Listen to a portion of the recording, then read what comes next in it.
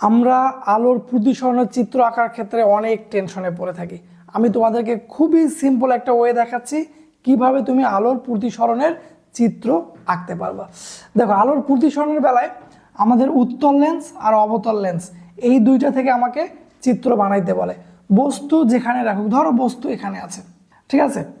তো এক্ষেত্রে আমরা দুইটা কাজ করব। একটা কাজ হলো যে এটা যদি আমাদের বস্তু হয় তাহলে বস্তুর মাথা থেকে এই যে লেন্স, উত্তল লেন্স আছে, এর ঠিক মিডল পয়েন্ট দিয়ে আমরা একটা রেখা টেনে নেব, ঠিক মিডল পয়েন্ট দিয়ে। আরেকটা হচ্ছে এখান থেকে সোজা আমরা লেন্সের মাঝখানে যাব, তারপর সেখান থেকে পরবর্তীতে ফোকাস দিয়ে বের হয়ে যাব। যে বিন্দুতে টাচ করবে, যেদিকে টাচ করবে, ঠিক আছে, সেই বিন্দুতে আমরা পেয়ে যাব আমাদের বস্তু।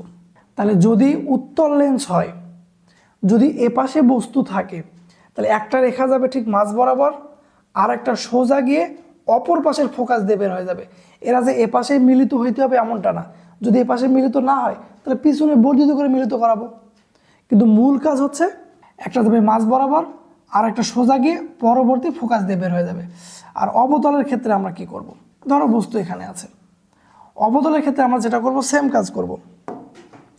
একটা রেখা ঠিক মাঝ বরাবর দিয়ে যাবে, মাঝ বরাবর দিয়ে যাবে। আর একটা রেখা এখান থেকে সোজা লেন্সে যাবে, লেন্স থেকে অপর ফোকাস দিয়ে না গিয়ে এমনভাবে আমরা উল্টা পাশে পাঠায় দেব যাতে বিপরীত দিকে বাড়াইলে এই ফোকাসে মিলিত হয়। এটাকে আমাদের এমনভাবে নিয়ে যাইতে হবে যাতে করে এটাকে যদি আমি পিছন দিকে বর্ধিত করি তাহলে যেন এই ফোকাসে মিলিত হয়। তাহলে যে পয়েন্টটা টাচ করলো সেই পয়েন্টটাতে আমাদের নতুন বস্তু বা বিম্ব তৈরি হবে।